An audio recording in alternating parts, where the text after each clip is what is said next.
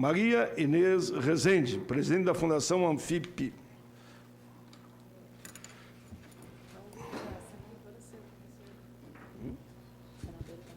Chegou já a senadora Fátima Bezerra, que estarei hoje à noite lá no seu estado.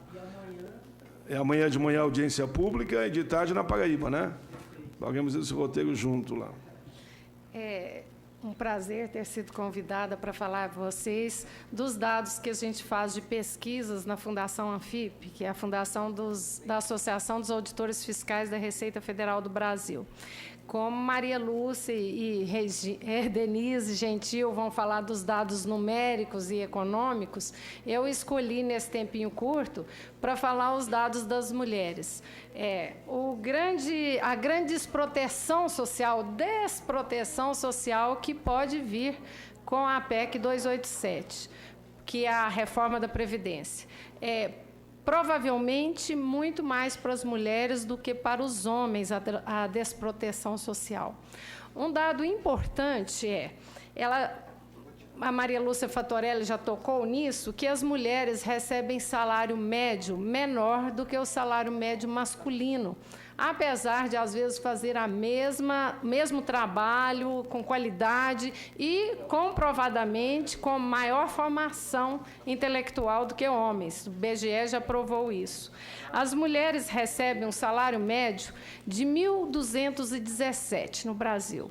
Nosso salário médio é muito baixo.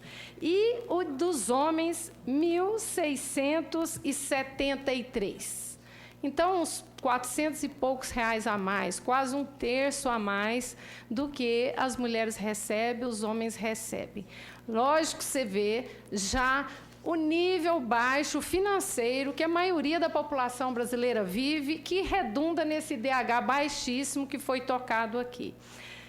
Aí, como as mulheres, já está provado que tem muito mais horas de trabalho familiar, 5 horas por semana a mulher trabalha, por dia, a mais, do que os homens, 4 horas a mais. Mulher trabalha 5 horas e homem 1 hora por dia na sua casa. Isso é média nacional, já contabilizado. Então, as mulheres tinham o presente de aposentar 5 anos a menos. 5 anos a menos de contribuição até hoje e 5 anos a menos de idade. Tudo isto é cortado na PEC 287. Iguala-se, homem e mulher não precisa, o próprio governo falou, não precisa de nenhum benefício, as mulheres sabem se virar. Só que ele esquece que nós ainda não temos igualdade masculina e feminina no Brasil. Nem culturalmente, que isso nós sabemos na pele todos os dias, as mulheres, nem financeiramente e nem horas de trabalho. Então, isto é uma ofensa às mulheres. A gente tem se virado mesmo, todas as mulheres.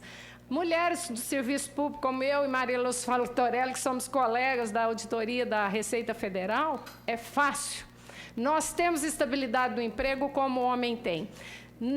No regime geral, o seletista, a mulher é a primeira a perder o emprego, principalmente a mulher negra. A mulher negra é a primeira a ser demitida. O homem negro é o terceiro. Primeiro é a mulher negra, depois a mulher branca, depois o homem negro e o último é o homem branco.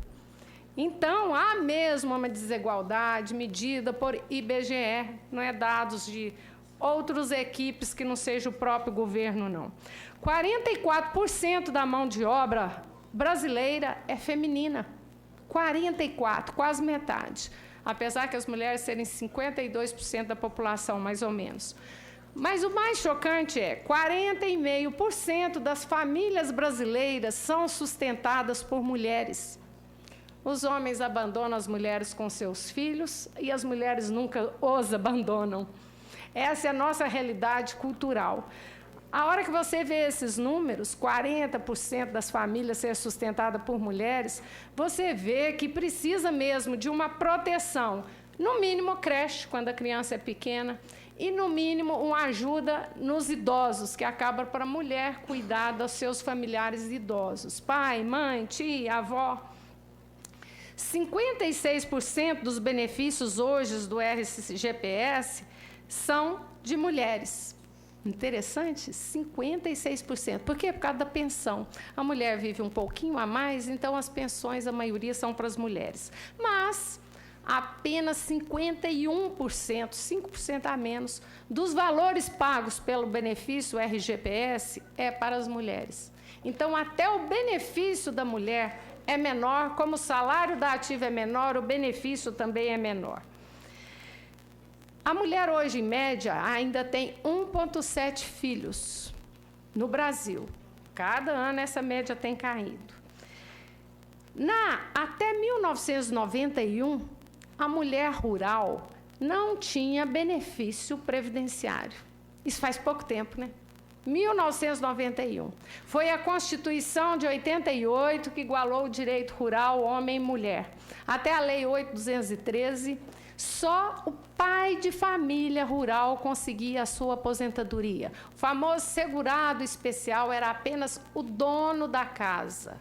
Então, os inúmeros filhos mais de 16 anos, que hoje são segurados especiais, e toda a família ganha o seu benefício previdenciário, a maioria dele por idade, 55 mulheres e 60 homens, porque é 5 anos a menos para o rural pela atual Constituição, o que a PEC quer mudar, eles ganham a partir de 91 o benefício com a contribuição quando vende a produção rural.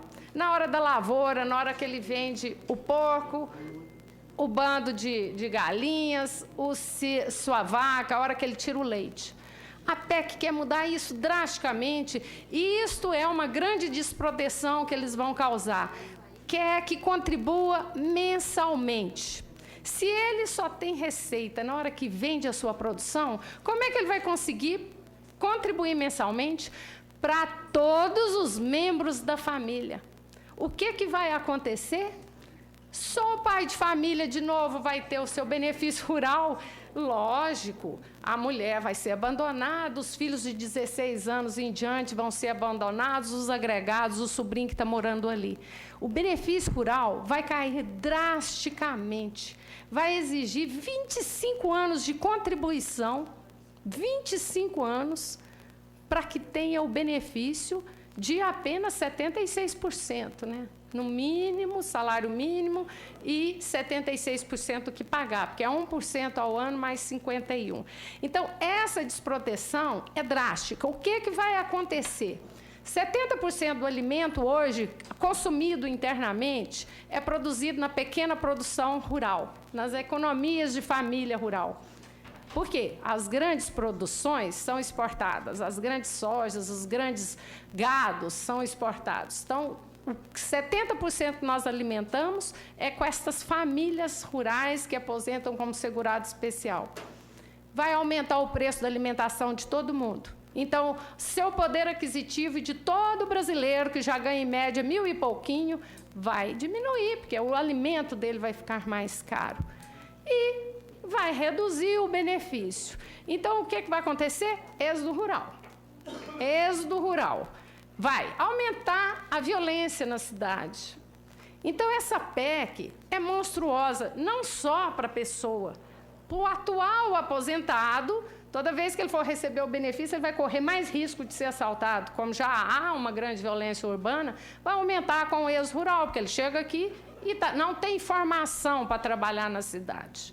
O que ele sabe fazer, produzir o nosso alimento, está sendo desconsiderado nessa PEC. De modo algum, nós podemos permitir que se exija contribuição mensal para o segurado especial vir a se aposentar. E isto não condiz com a economia rural brasileira, que só de vez em quando vende.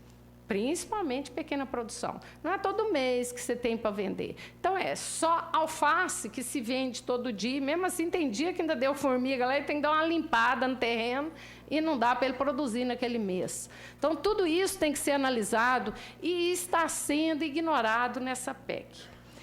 A proibição também de acumular aposentadoria e pensão de qualquer regime vai reduzir demais o valor do benefício da família. Hoje, como a mulher são 56% de benefício, principalmente por causa da pensão, ela já vai perder a pensão.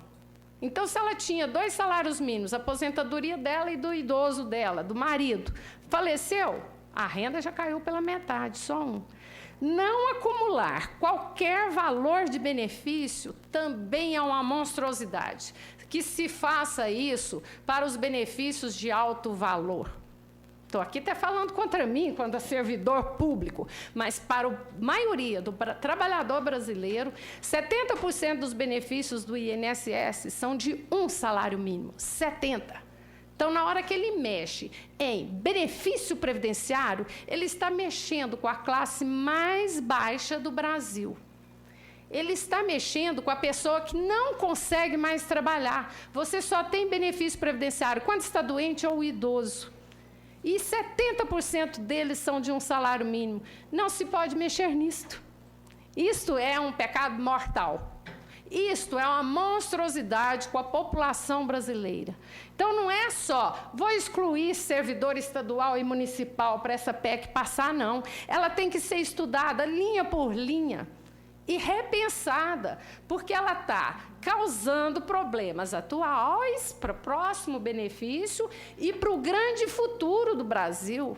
Se nós somos ainda um grande Brasil agrícola, nós vamos deixar de ser. Quem é que é a família que vai querer ficar lá? Vai ter aumentar de certo o divórcio. Larga esse marido trabalhando e ele me paga pensão para me morar na cidade, porque eu não aposento aqui mesmo.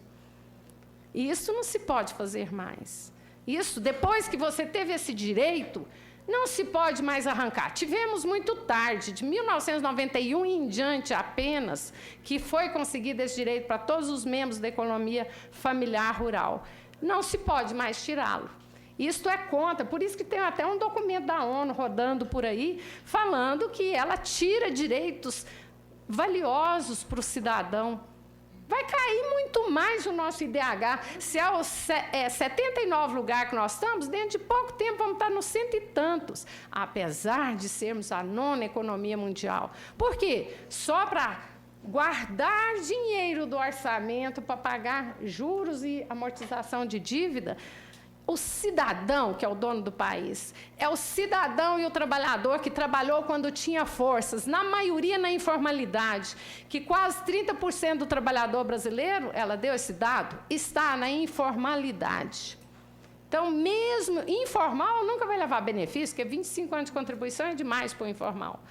Então, mesmo trabalhando na informalidade, ele está produzindo alguma coisa na zona urbana ou na zona rural. E isso tem que ser valorizado quando ele estiver idoso. Por quê?